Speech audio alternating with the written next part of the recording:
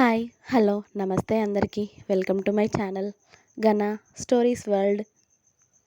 Please subscribe my channel Gana stories world. ఇక స్టోరీలోకి వెళ్ళిపోదాం. మై డియర్ రాక్షసి ఎపిసోడ్ 8. ఆమె మెడలో పడిన మంగళసూత్రాన్ని ఓసారి చూసి ఆర్యన్ వైపు కన్నీళ్లతో చూసింది అవంతిక. ఓయ్, ఇప్పుడెందుకు ఏడుస్తున్నావే రాక్షసి అంటూ అవంతిక కన్నీళ్లు తుడిచి ఆమెను స్మూత్గా హత్తుకొని, now you are my wife బంగారం అంటూ ఆమె నుదుటిన ముద్దు ఇచ్చాడు. అక్కడే ఉండి వాళ్ళ పెళ్లి ఫోటోలను క్యాప్చర్ చేస్తున్న ఫోటోగ్రాఫర్ ఆ స్టిల్ని కూడా క్యాప్చర్ చేసేశాడు స్వీట్గా. చాలా బాగా వచ్చింది ఆ ఫోటో. దాని తర్వాత ఇద్దరు పూలదండలు మార్చుకున్నారు. ఇక అక్కడ అన్ని కార్యక్రమాలు ముగియడంతో ఆర్యన్ బాబు అవంతికని తీసుకొని అతడి ఇంటి దారి పట్టాడు. ఇంద్రభవనం లాంటి ఇంట్లోకి వెళ్తున్న కారులో నుండి ఆ ఇల్లుని చూస్తున్న అవంతికకి, వామ్మో ఏంటిది ఇంత పెద్దగా ఉంది ఈ ఇల్లు అనుకుంది. కారు ఆగడంతో, రాక్షసి కార్ దిగవే అని అవంతిక కార్ దిగాక ఆమె భుజం చుట్టూ చేయి వేసి ఆమెని ఇంట్లోకి నడిపించుకుంటూ తీసుకెళ్లాడు ఆర్యన్ బాబు. అనుకోకుండా ఆయన ఇద్దరూ ఆ ఇంట్లో కుడికాళ్ళు పెట్టే వెళ్ళారు. ఆర్యన్ పక్కనే ఉన్న అవంతికని, వాళ్ళిద్దరి మెడలో ఉన్న దండలు, అలాగే అవంతిక మెడలో ఉన్న తాళిని చూసిన అక్కడ పని వాళ్ళందరూ అయ్యగారు అని రాఘవేంద్ర గారిని కేకేశారు. రేయ్, ఎందుకురా అలా అరుస్తున్నారు? వెళ్ళి మెల్లిగా చెప్పొచ్చు కదా తాతయ్యకి. ఎందుకు ఏదో దయ్యాన్ని చూసి భయపడినట్టు అలా అరుస్తున్నారు అని వాళ్ళ మీద సీరియస్ అయ్యాడు ఆర్యన్. అయ్యో తప్పైపోయింది బాబు, మీరు పెళ్లి చేసుకుని వచ్చారు కదా, అదే షాక్లో పెద్దయ్య గారిని పిలిచాము అంతే అన్నారు వాళ్ళు. మీ మొహం, అదేదో చిన్నగా చెప్పొచ్చు కదా అని ఆర్యన్ విసుక్కుంటూ ఉండగానే రాఘవేంద్ర గారు గంభీరంగా స్టెప్స్ దిగుతూ వస్తూ ఉన్నారు ఆర్యన్ని, అతడి పక్కన ఉన్న అవంతికని కోపంగా చూస్తూ. రాఘవేంద్ర గారు వస్తూ ఉంటే ఆర్యన్ ఇంకా అవంతికని తన దగ్గరికి లాక్కొని, హాయ్ తాతయ్య, నేను పెళ్లి చేసుకున్నాను అన్నాడు నవ్వుతూ. అబద్ధపు పెళ్లి చేసుకుని వచ్చి నా దగ్గర నాటకాలు ఆడుతున్నావా నువ్వు అన్నారు రాఘవేంద్ర గారు సీరియస్గా. అబద్ధపు పెళ్లి చేసుకోవాల్సిన కర్మ నాకేం పట్టలేదు తాతయ్య. నేను తిరగాలి అంటే నాకు రోజుకు 100 మంది అమ్మాయిలు దొరుకుతారు. కానీ నాకు ఇది చాలా బాగా నచ్చింది. దీనికి ఎవ్వరూ లేరు. దీన్ని చూడగానే పెళ్లి చేసుకోవాలి అనిపించింది. చేసుకున్నాను. మీ ముందుకు తీసుకొచ్చాను. అంతేకాని నా పెళ్ళి అబద్ధం అంటూ మాట్లాడకండి అన్నాడు ఆర్యన్ కూడా సీరియస్గా. ఆర్యన్ మాటలు అబద్ధంలాగా అనిపించట్లేదు రాఘవేంద్ర గారికి. కానీ ఇన్ని రోజులు ఆయన పెళ్లి చేసుకోమని బలవంతం చేస్తే చేసుకొనివాడు ఇప్పుడెందుకు ఇలా ఎవరికీ తెలియకుండా పెళ్లి చేసుకోవాల్సిన అవసరం ఏం వచ్చింది అని ఆలోచిస్తూ ఉన్నారు ఆయన. మీకు అంత అనుమానంగా ఉంటే చూడండి, ఇదిగోండి రిజిస్టర్ ఆఫీస్లో జరిగిన మా పెళ్ళి, దాని మెడలో ఉన్న మంగళసూత్రాలు, ఇంకా ఇవి మా పెళ్లి ఫోటోలు అంటూ వాళ్ళ పెళ్లి సాక్ష్యాలు అన్నీ రాఘవేంద్ర గారి ముందు ఉంచాడు ఆర్యన్. అవన్నీ చూసి రాఘవేంద్ర గారు మెల్లిగా అవంతిక ముందుకు వచ్చి, చూడమ్మాయి అని పిలిచారు. ఆయన వాయిస్లోని బేస్కే కాస్త భయపడింది అవంతిక. మెల్లిగా తలెత్తి ఆయన వైపు చూసింది. నీకు నిజంగా పెళ్లి జరిగిందా, లేకపోతే నిన్ను ఇలా నాటకం ఆడమని వీడేమైనా చెప్పాడా? నీకు నువ్వు ఏది ఉన్నా ధైర్యంగా చెప్పు తల్లి, నేను చూసుకుంటాను అన్నారు ఆయన. అయ్యో అదేం లేదు తాతయ్య, నిజంగానే నేను ఆర్యన్ గారు పెళ్లి చేసుకున్నాం. మా ఇద్దరికీ ఒకరంటే ఒకరు ఇష్టం, అందుకే ఇలా పెళ్లి చేసుకోవాల్సి వచ్చింది అని చెప్పింది అవంతిక. ఆమె మాటలు కూడా అబద్ధంగా అనిపించకపోవడంతో మనవడు నిజంగానే పెళ్లి చేసుకొని వచ్చాడు అని అవంతికని ఓసారి చూసి, అమ్మాయి చాలా అమాయకురాలిలాగా ఉంది, అందుకే తనని భయపెట్టి పెళ్లి చేసుకున్నావు కదా అన్నారు ఆయన.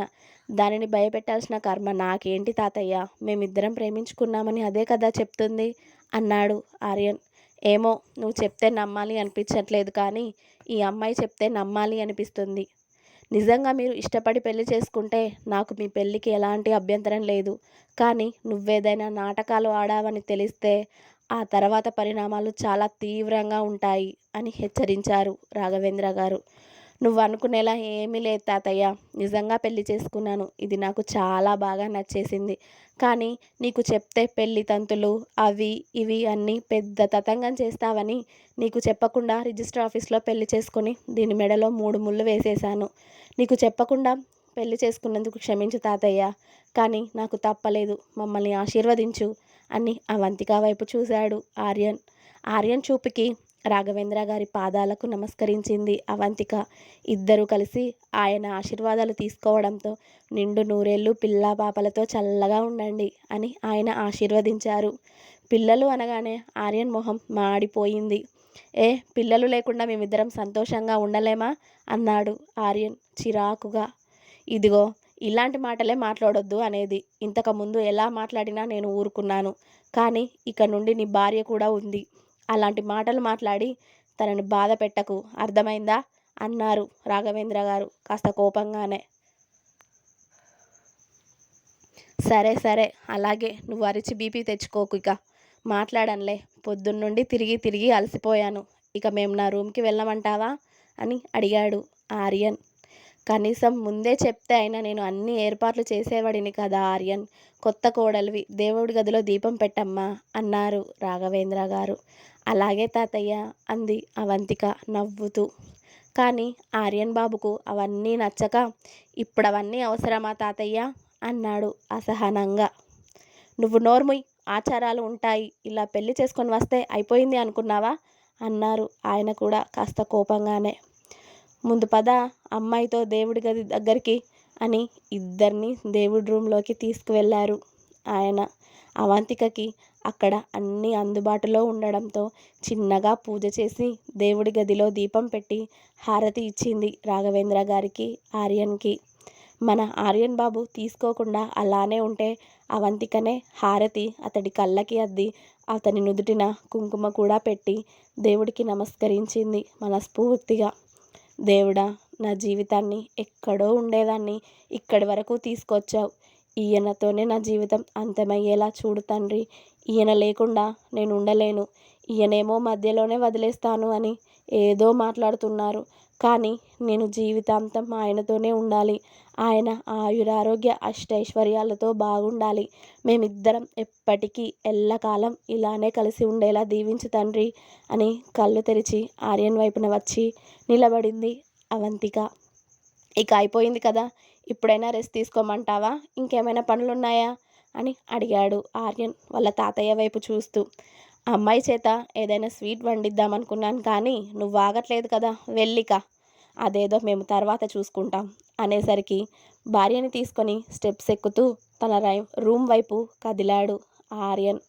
వెళ్తున్న ఆర్యన్ని చూసిన రాఘవేంద్ర గారు నవ్వుకుంటూ, నువ్వు తెలిసి చేసినా తెలియక చేసినా చాలా మంచి పని చేశావు ఆర్యన్. నువ్వు ఇలాగే కలకాలం సంతోషంగా ఉండాలి. మీ ఇద్దరి పిల్ల పాపలతో సంతోషంగా ఉండడమే కావాలి నాకు అనుకున్నారు ఆయన. అమ్మాయి కూడా చాలా అమాయకురాలిలాగా ఉంది. నీతో ఎలా వేగుతుందో ఏంటో అనుకొని ఆయన కూడా ఆయన రూమ్కి వెళ్ళిపోయారు. ఆర్యన్ అవంతికని అతడి రూమ్కి లాక్కెళ్ళి స్పీడ్గా డోర్ క్లోజ్ చేసి అవంతికని గట్టిగా హగ్ చేసుకుని, ఏంటే అప్పుడే అన్ని పనులన్నీ చేద్దామని ఫిక్స్ అయ్యావా కిందే ఉండి అని అడిగాడు.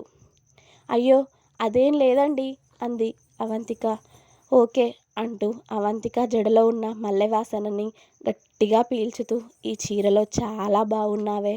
పొద్దున నుండి చాలా కంట్రోల్ చేసుకుంటున్నాను కానీ ఇప్పుడు మాత్రం ఆగలేనే. ఈ చీరలో అద్దిరిపోయావు తెలుసా అన్నాడు ఆర్యన్. వామ్మో, ఈయన మళ్ళీ మొదలు పెడతారా ఇప్పుడు అని అవంతిక బెదురుగా చూసింది ఆర్యన్ వైపు.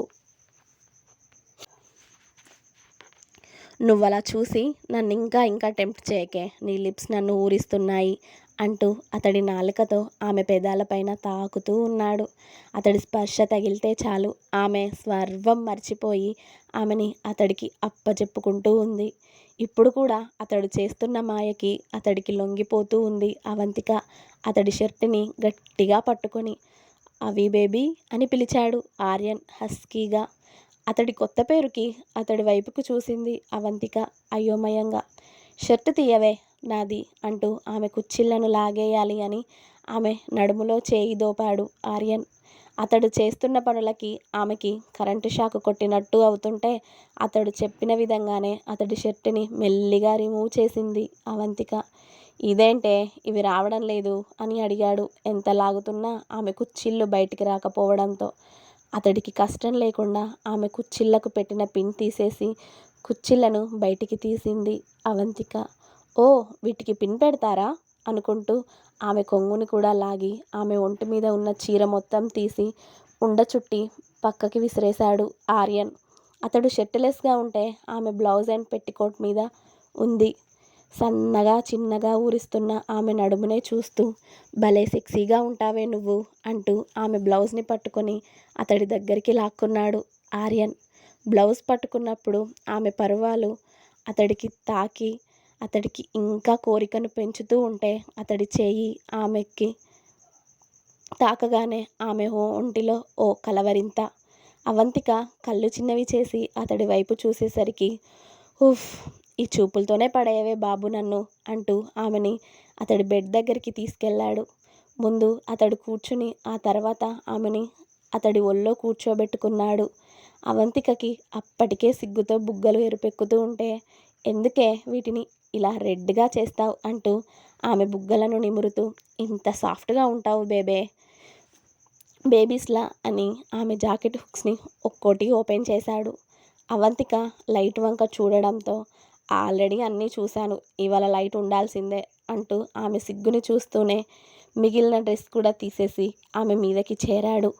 అతడు చేస్తున్న పనులకి ఏది అడ్డు చెప్పదు తను. చెప్తే అతడు ఇంకా రెచ్చిపోతాడు అని వాళ్ళ మొదటి కలయికలోనే తెలుసుకొని అతడికి తగినట్టుగా మెదలడం నేర్చుకుంది అవంతిక. ఈ మల్లెపూలేంటే ఇంకా రెచ్చగొడుతున్నాయి నన్ను, ఇంకా ఇంకా కావాలి అంటూ ఆమె జడలో ఉన్న మల్లెలను తుంచి అతడు వాసన పీల్చుతూ ఇంకా రెచ్చిపోయాడు ఆర్యన్. అతడికి నచ్చినంతసేపు ఆమెను అతనిలో కలుపుకొని అతడు ఆమెలో కరిగిపోతూ 2 గంటల తర్వాత అవంతికని వదిలిపెట్టి పక్కన వాలాడు. ఉఫ్, నీలాంటి వైఫ్ ఉంటే ఇంకా నాకు బయట వాళ్ళతో పనేముందే. నేను ఇంతకుముందు ఎంతమందితో ఇంటిమేట్ అయినా ఇలాంటి కిక్ ఎప్పుడూ రాలేదే. నిజంగా నువ్వు ఉన్నంత వరకు నాకు బయటికి వెళ్ళే ఛాన్స్ అయితే రాదు, బట్ నువ్వు వెళ్ళాక మాత్రం చెప్పలేను అన్నాడు ఆర్యన్. తిరిగి తిరిగి వెళ్ళే మ్యాటర్ దగ్గరికి రావడంతో అవంతికకి బాధగా ఉన్నా కూడా ఆమె ఏం మాట్లాడితే ఎటు తీసుకెళ్తాడు అని సైలెంట్గా అతడి వైపు చూస్తూ ఉంది అవంతిక. ఎందుకే అలా చూస్తున్నావు అన్నాడు భార్య వైపు తిరిగి ఆర్యన్. అవంతిక కూడా బెడ్షీట్ కప్పుకొని ఆర్యన్ వైపు తిరిగి అతడి చెంప మీద చేయి వేసి మీరెందుకలా అమ్మాయిల దగ్గరికి వెళ్తారు, చక్కగా పెళ్లి చేసుకుంటే భార్య వస్తుంది కదా, అలాంటి చెడు అలవాట్లకు ఎందుకు అలవాటు పడ్డారు మీరు అని అడిగింది అవంతిక.